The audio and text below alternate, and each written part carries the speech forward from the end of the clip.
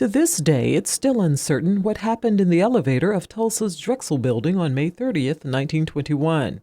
But we do know the incident involving 19-year-old Dick Rowland, an African-American shoe shiner, and 17-year-old Sarah Page, a white elevator operator, would set the stage for the worst case of racial violence in American history.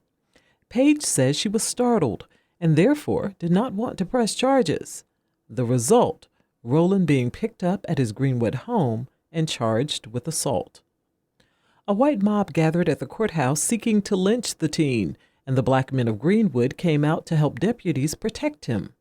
This would eventually lead to a furious fight that wouldn't end until 300 Greenwood residents were dead and more than 1,000 homes and businesses looted and set on fire.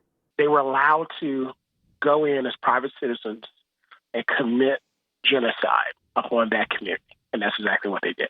And Lisa, what took place after that was that they actually kept the surviving African Americans secluded, under gun and guard, while the bodies of the blacks who died, who were murdered, who were massacred, who were killed unjustly, and buried them in a mass grave, covered it up, and then they dared anyone to speak of it. If they did, and they would meet the same fate. Dr. Eric Claville is director of the Center for African American Public Policy at Norfolk State University. He says what happened in Greenwood stemmed from much more than a single encounter in an elevator. He points to a deep-rooted jealousy because Greenwood, also known as the Black Wall Street, was thriving. Because of segregation, because of Jim Crow, they couldn't operate freely outside of their community.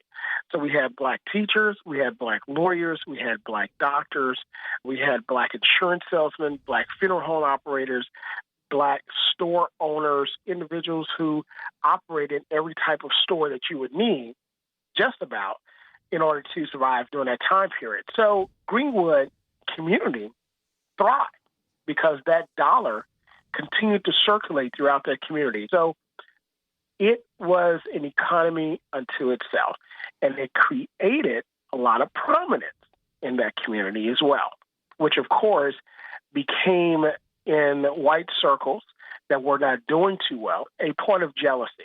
They were looking for an excuse to act out their anger, act out their envy, their strife, act it out and inflict nothing less than murder, hurt, and pain upon people that did not deserve it. It's been 100 years since the Tulsa Race Massacre, and for survivors like 107-year-old Viola Fletcher, who recently spoke of what she experienced to lawmakers on Capitol Hill, the memories are as vivid today as ever. I will never forget the violence of the white mob when we left our home. I still see black men being shot, black bodies lying in the street. I still smell smoke and see fire. I still see black businesses being burned. I still hear airplanes flying overhead. I hear the screams. I have lived through the massacre every day. Our country may forget this history, but I cannot. She talked with clarity. She talked with conciseness. She talked with conviction. And you heard the pain in her voice. For years, the massacre was covered up. No one ever charged for the murders or the arson. Nothing reported in the papers. No federal, state, or local investigations. But things are changing. Researchers are looking for the mass graves, and survivors and descendants are seeking restitution. And some are hearing for the very first time about the horrific acts that took place in Tulsa's Greenwood community 100 years ago. The reason why it's just being talked about again openly is because a lot of this history has been suppressed intentionally and purposefully to try to hide the terrible evil that was perpetrated upon African Americans by other white Americans. No one wants to tell the bad side of their story. Everybody talks about the good side of their family. Nobody wants to talk about the bad side of their family.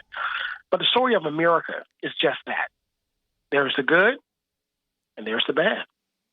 We got to tell the whole story. For Another View, I'm Lisa Godley.